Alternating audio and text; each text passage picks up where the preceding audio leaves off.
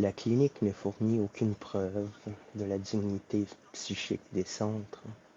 Quoi qu'il en soit, rappelons que pour Wernicke et Lichtenstein, le langage spontané devient paraphasique en cas d'aphasie sensorielle, destruction de A, parce que sont détruites les images sonores qui opèrent une correction en A.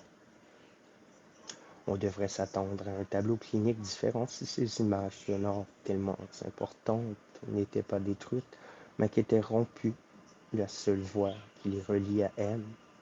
Cette distinction nous fournirait la preuve que les centres et les voies de conduction ont véritablement une signification différente, que les représentations ne sont contenues que dans les premières et non pas aussi dans les dernières.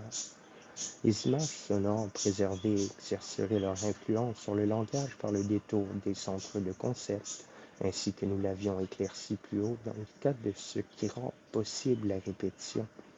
Reste la situation dans laquelle le centre est préservé, alors qu'est rompue la voie, à savoir la phase de conduction de Wernicke, à laquelle nous revenons ainsi. Il s'avère qu'un tel détour n'est pas suivi. L'interruption de AM a les mêmes conséquences que la destruction de A lui-même, à savoir la paraphasie dans le langage spontané. Ainsi, la phasie de conduction de Wernicke apparaît de nouveau comme insoutenable. En effet, si nous admettons que l'interruption de la voie AB AM ne peut être compensée par un détour de l'innervation, alors nous devons postuler l'incapacité de répéter.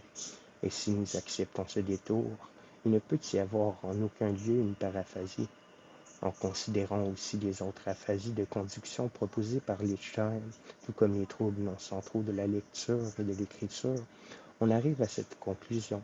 La destruction d'un soi-disant centre se caractérise uniquement par l'interruption simultanée de plusieurs voies.